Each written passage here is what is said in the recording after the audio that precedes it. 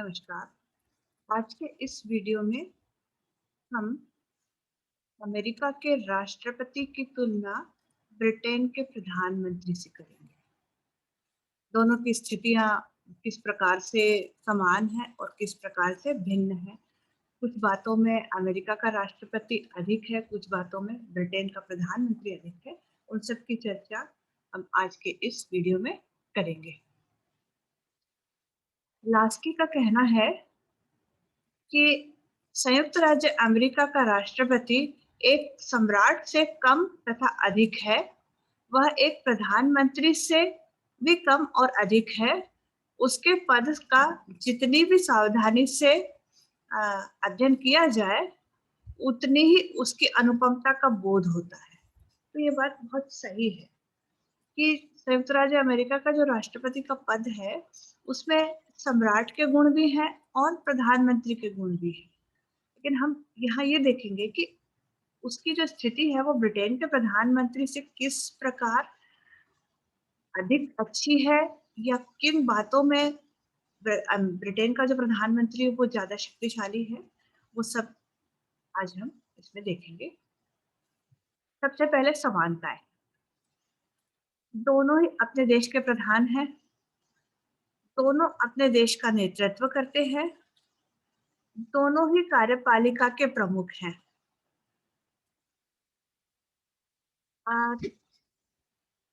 दोनों ही देशों की शासन पद्धतियां अलग-अलग हैं, इसको भी यहाँ ध्यान में रखा जाए।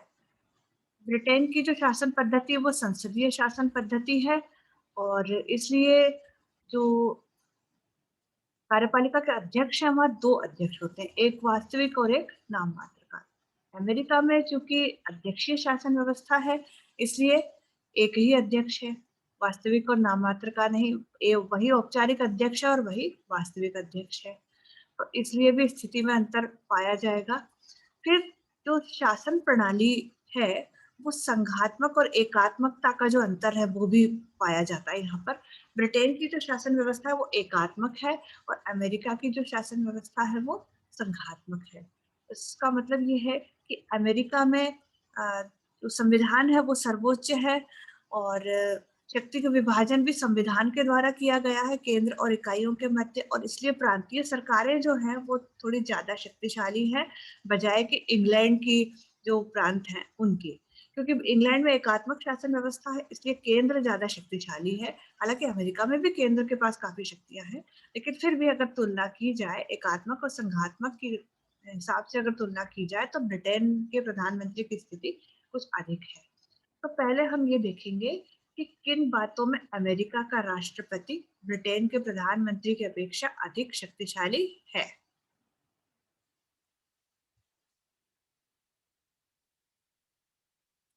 पहला, औपचारिक अध्यक्ष के नाते राष्ट्रपति की भूमिका। तो औपचारिक अध्यक्ष के नाते जैसे वो जो भी सम्मेलन होते हैं, जो समारोह होते हैं, उनकी अध्यक्षता करता है। कभी कहीं वो उद्घाटन कर रहा होता है, तो कभी कहीं किसी समारोह की अध्यक्षता कर रहा होता है। तो ये सारे काम उसको अमेरिका में अमेरिका के राष्ट्रपति को करने पड़ते हैं। ब्रिटेन के प्रधानमंत्री को भी कुछ काम तो इस तरह के करने पड़ते हैं, लेकिन वहाँ काम बट जाता है। मतलब इस तरह के जो सेरेमोनियल फंक्शंस होते हैं उसमें सम्राट को बुलाया जाता है, या अभी जो महारानी है उनको बुलाया जाता है, और इसलिए प्रधानमंत्री इस मामले में अमेरिका के राष्ट्रपति के पास शक्ति ज्यादा है, ब्रिटेन के प्रधानमंत्री के पास कम है। फिर कार्यकाल की दृष्टि से अगर देखा जाए तो अमेरिका के राष्ट्रपति का कार्यकाल निश्चित है कि 4 वर्ष, एक बार उसका चुनाव हो गया तो 4 वर्ष तक तो उसको रहना ही है। जब तक कि वो कानून का उल्लंघन न कर दे, संविधान का उल्लंघन न कर दे, तब तक तो वो अपने पद पर रह सकता है। लेकिन ब्रिटेन का प्रधानमंत्री कानून का उल्लंघन न भी करे तो भी अगर उसके दल की स्थिति कमजोर हो जाती है सदन में, तो उसको त्याग पत्र देना पड़ सकता है। या उसकी स्थिति दल में कमजोर हो जाती है और कोई और उससे शक्तिशाली लीडर आ जाता है, तब भी उसे त्याग पत्र देना पड़ सकता है।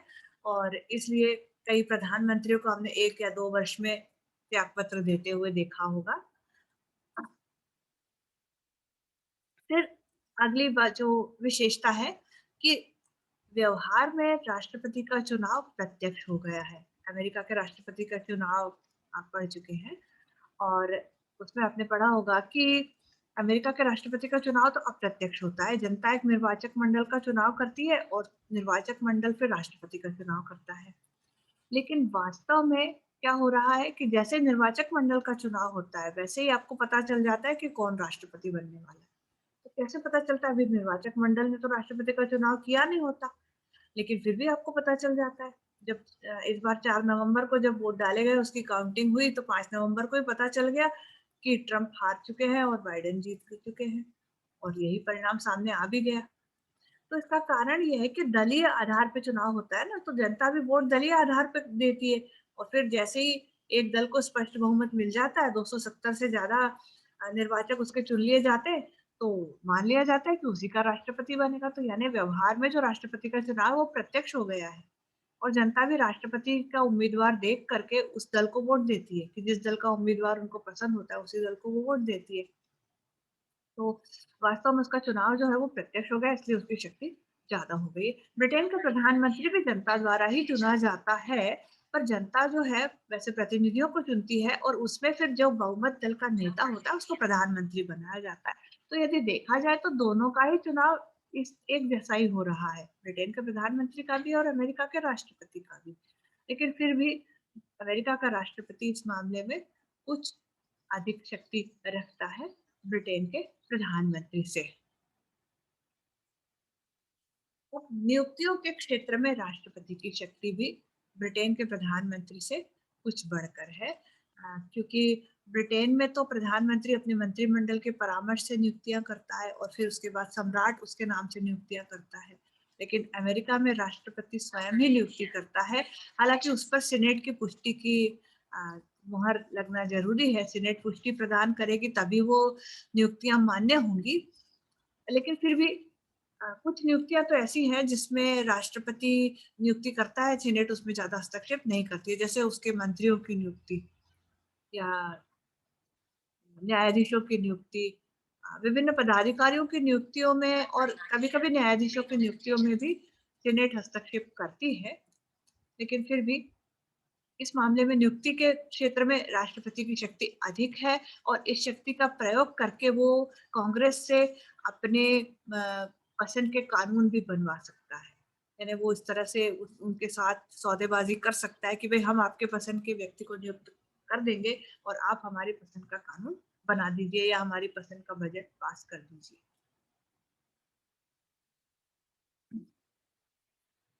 अब राष्ट्रपति और उसके जो मंत्रिमंडल की स्थिति है और ब्रिटेन में प्रधानमंत्री और उसके मंत्रिमंडल की स्थिति है, उस मामले में भी अमेरिका का राष्ट्रपति अधिक शक्तिशाली है, क्योंकि अमेरिका में मंत्रिमंडल की जो कल्पना है वो संविधान में नहीं है और मंत्रिमंडल तो वो सिर्फ अपने कार्यों में सहायता करने के लिए ही बनाता है। तो मंत्रिमंडल का निर्माण तो वो अ, इसीलिए करता है कि वो अ, राष्ट्रपति अ, के कार्यों में सहायता करे और उसके निर्णयों को मानना या न मानना राष्ट्रपति के हाथ में है। अब्राहम लिंकन जो थे राष्ट्रपति, उन्होंने तो मंत्रिमंडल के विषय में यही कहा था। सातों मंत्री जो थे वो युद्ध छेड़ने के पक्ष में नहीं थे, लेकिन अब्राहम लिंकन ने युद्ध छेड़ा और सफलता भी प्राप्त की, दास प्रथा का अंत करवाया। तो ये दर्शाता है ये उदाहरण कि मंत्रिमंडल के सामने राष्ट्रपति की स्थिति कितनी सुदृढ़ है। लेकिन ब्रिटेन का जो प्रधानमंत्री है उसकी स्थिति उतनी सुदृढ़ नहीं है, क्योंकि उसके मंत्रिमंडल में कुछ तो ऐसे लोग होते हैं जो उसके दल में प्रभावशाली स्थिति रखते हैं और उनकी सलाह को एक तरफ रखकर वो अकेले कोई भी निर्णय नहीं ले सकता और हमेशा उन लोगों को कॉन्फिडेंस में लेकर के ही उसको निर्णय लेने होते हैं। अब विदेश नीति के संचालन के विषय में भी अमेरिका का राष्ट्रपति अधिक स्वतंत्र है। बल्कि आपने तो कई सिद्धांत भी सुने होंगे, आइजनहावर की योजना, ट्रूमैन सिद्धांत, तो फिर ये जो अमेरिका की जो आइसोलेशन की पॉलिसी है, वो भी एक राष्ट्रपति मुनरो सिद्धांत जिसको कहा जाता है। मुनरो ने कहा था कि भाई हम वैसे दूसरे मामलों से स्वतंत्र रहेंगे, लेकिन दक्षिण अमेरिका के मामलों में अगर कोई हस्तक्षेप करेगा तो हम चुप नहीं बैठेंगे, हम फिर उसको अपने राजनीतिक अपने देश का इशू मानेंगे और हम उसमें हस्तक्षेप करेंगे। तो ये मुनरो सिद्धांत के नाम से प्रसिद्ध हो गया। तो राष्ट्रपतियों के नाम से उनके सिद्धांत विदेश नीति के प्रचलित हुए हैं। तो विदेश नीति के मामले में राष्ट्रपति की भूमिका ज्यादा महत्वपूर्ण है। वो युद्ध की घोषणा भी कर सकता है, वो दूसरे देशों के साथ संधियां कर सकता है। अब आप ये कह सकते हैं कि भाई वर्साई की संधि को तो सीनेट ने ठुकरा दिया था, जो सीटीबीटी है उसको भी अमेरिका की सीनेट ने ठुकरा दिया था, कॉम्प्रिहेंसिव टेस्ट बैन ट्रीटी जो थी उसको भी ठुकरा दिया था। ठीक है, संधियों को सीनेट ठुकरा सकती है, लेकिन जो प्रशासनिक समझौते हैं वो तो राष्ट्रपति जो है वो कर सकता है और उस पर सीनेट की पुष्टि की आवश्यकता नहीं होती है। तो इस तरह से वैदेशिक मामलों में भी राष्ट्रपति जो है वो काफी शक्तिशाली है। ब्रिटेन का प्रधानमंत्री भी विदेश नीति का संचालन करता है, लेकिन वो अपने जो दल के प्रमुख व्यक्ति हैं उनके परामर्श को एक तरफ रख करके कोई भी निर्णय नहीं ले सकता। उसको अपने दल के जो दूसरे सदस्य हैं उनके परामर्श को मानना भी अनिवार्य होता है। अब कुछ मामलों में ब्रिटेन का प्रधानमंत्री अमेरिका के राष्ट्रपति से बढ़कर है। अभी तो हमने ये बात की कि अमेरिका का राष्ट्रपति किन मामलों में बढ़कर है। अब हम ये देखेंगे कि ब्रिटेन का प्रधानमंत्री भी कुछ मामलों में अमेरिका के राष्ट्रपति से ज्यादा शक्तिशाली है।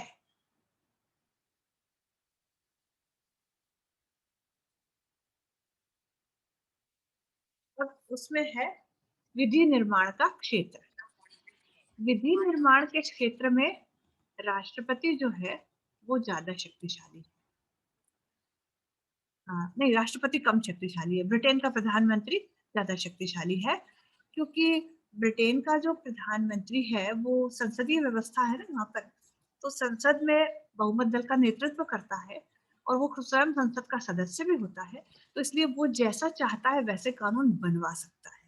लेकिन अमेरिका में शक्ति पृथक्करण है, तो राष्ट्रपति जो है वो कांग्रेस का सदस्य नहीं है, वो तो संदेश भेज सकता है, कांग्रेस को अनुरोध कर सकता है कि उसके हिसाब से कानून बनाए जाए, लेकिन जरूरी नहीं है कि कांग्रेस उसके हिसाब से कानून बनाए। देखो, ब्रिटेन में अगर प्रधानमंत्री जैसे कानून बनाना चाहता है वैसा अगर नहीं बना सकता तो उसको त्यागपत्र देना पड़ेगा। उसका एक भी प्रस्ताव अगर अस्वीकृत हो जाए हाउस ऑफ कॉमन्स में, तो प्रधानमंत्री को ही इस्तीफा देना पड़ेगा, पूरा का पूरा मंत्रिमंडल ही विघटित हो जाएगा। लेकिन अमेरिका में अगर राष्ट्रपति की बात कांग्रेस न माने तो राष्ट्रपति को त्यागपत्र देने की आवश्यकता नहीं है। यानी वो उसको अपमान नहीं मानता, वो अपमान को जेब में रख लेता है और अपना काम करता रहता है। लेकिन अगर ब्रिटेन का प्रधानमंत्री उसका कोई एक रुपए की कटौती का भी प्रस्ताव अगर पास हो जाता है हाउस ऑफ कॉमन्स में, तो प्रधानमंत्री के लिए बहुत बड़ा इशू हो जाता है, उसको त्यागपत्र देना पड़ेगा। तो ये बेसिक डिफरेंस है। इसलिए प्रधानमंत्री जैसा चाहता है वैसा कानून बनवा लेता है। तो विधि निर्माण के क्षेत्र में उसकी शक्ति ज्यादा है, अमेरिका के राष्ट्रपति की कम है। वित्तीय मामले में भी जैसा वो बजट चाहता है वैसा पास करवा सकता है। अगर नहीं करवा सकता तो उसको बने रहने का भी अधिकार नहीं है। लेकिन अमेरिका का राष्ट्रपति वो वैसा का वैसा बजट नहीं पास करवा सकता। कभी कभी करवा लेता है, कभी कभी नहीं करवा पाता है, और अगर नहीं करवा पाता है तो भी उसको त्यागपत्र देने की आवश्यकता नहीं है। लेकिन हाँ, जिस तरह से पास होता है उसी में उसको काम चलाना पड़ेगा। 1995 में ये गतिरोध की स्थिति चल रही थी कांग्रेस और उस समय के जो राष्ट्रपति थे बिल क्लिंटन उनके बीच में, और उस वजह से 1-2 महीने तक सरकारी कर्मचारियों को वेतन नहीं मिल पा रहे थे। तो ऐसी गतिरोध की स्थिति निर्मित कभी कभी हो जाती है, और यहाँ फिर पता चलता है कि राष्ट्रपति की स्थिति कितनी कमजोर है। ब्रिटेन के प्रधानमंत्री के साथ ऐसी स्थिति कभी भी नहीं आती। अगर आती है तो उसको त्यागपत्र देना पड़ेगा। फिर अ, जो ब्रिटेन का प्रधानमंत्री है उसके पास हाउस ऑफ कॉमन्स यानी जो प्रथम सदन है, जो निम्न सदन है, उसको भंग करा सकने की शक्ति है। वो खुद त्याग पत्र देगा और सम्राट को सलाह देता जाएगा कि आप हाउस ऑफ कॉमन्स को भंग कर दीजिए, और जनरली सम्राट उस सलाह को मान लेते हैं और हाउस ऑफ कॉमन्स को भंग कर देते हैं। तो हाउस ऑफ कॉमन्स भी इसलिए प्रधानमंत्री का विरोध तभी करता है जब प्रधानमंत्री की स्थिति कमजोर हो दल में, नहीं तो वो विरोध नहीं कर सकता। और हाउस ऑफ कॉमन्स वही काम करता है जैसा प्रधानमंत्री करवाना चाहता है। तो अमेरिका के राष्ट्रपति के पास ऐसी कोई शक्ति नहीं है, वो तो हाउस ऑफ रिप्रेजेंटेटिव को भंग नहीं कर सकता। हाउस ऑफ रिप्रेजेंटेटिव के चुनाव तो वहाँ हर 2 साल में वैसे ही होते हैं। उससे पहले भंग करवाने का कोई सवाल ही नहीं उठता। वहाँ पर ऐसी कोई व्यवस्था ही नहीं है। फिर एक और बात है, जहाँ पर अमेरिका का राष्ट्रपति थोड़ा-सा उसकी स्थिति कमज़ोर है, वो है न्यायपालिका की शक्ति, न्यायिक पुनरावलोकन की शक्ति। अमेरिका के न्यायालय राष्ट्रपति के आदेश को भी राष्ट्रपति द्वारा बनाए हुए जो डेलीगेटेड लेजिस्लेशन होता है ना, प्रत्यायोजित विधान, उसके तहत जो उसने रूल्स एंड रेगुलेशंस बनाए हैं, उसको अवैध घोषित कर सकता है इस आधार पर कि वो संविधान के प्रतिकूल है। लेकिन ब्रिटेन में न्यायालयों के पास जुडिशियल रिव्यू वाली जो शक्ति है वो नहीं है, न्यायिक पुनरावलोकन की शक्ति नहीं है। इसलिए प्रधानमंत्री इस मामले में बेधड़क अपने काम करता है और उसको ये डर नहीं होता कि न्यायालय उसके कार्यों को अवैध घोषित कर देगा। वहाँ की संसद जो चाहे जैसा चाहे कानून बना सकती है और संसद वही कानून बनाती है जैसा प्रधानमंत्री और उसके मंत्रिमंडल चाहता है। तो वैसे वहाँ कहा जाता है कि संसद की सर्वोच्चता है, लेकिन वास्तव में वहाँ पर प्रधानमंत्री का अधिनायकत्व है। मतलब संसद वही करती है जो प्रधानमंत्री उससे करवाता है, संसद अपने मन से कुछ नहीं करती। तो इस मामले में प्रधानमंत्री की स्थिति काफी सुदृढ़ है।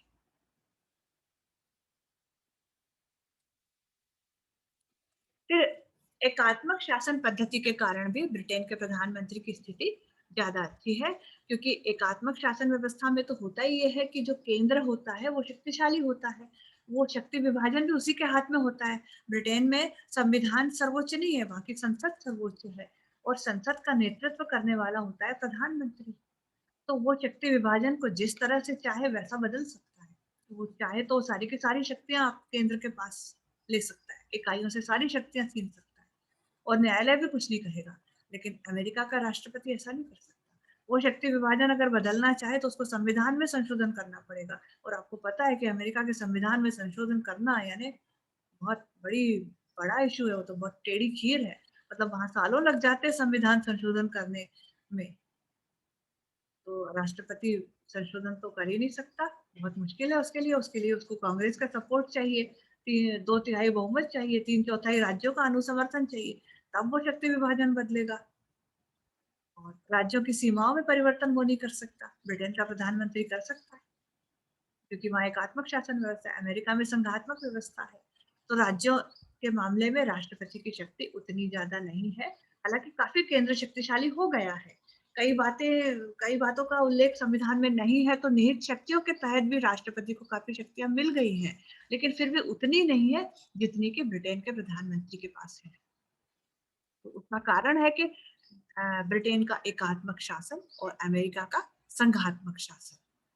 तो इस तरह से हमने आज इस वीडियो में हम आपको बताया कि अमेरिका का राष्ट्रपति किन मामलों में ब्रिटेन के प्रधानमंत्री से अधिक शक्तियों का प्रयोग करता है और किन मामलों में ब्रिटेन का प्रधानमंत्री अमेरिका के राष्ट्रपति की तुलना में अधिक शक्तियों का प्रयोग करता है।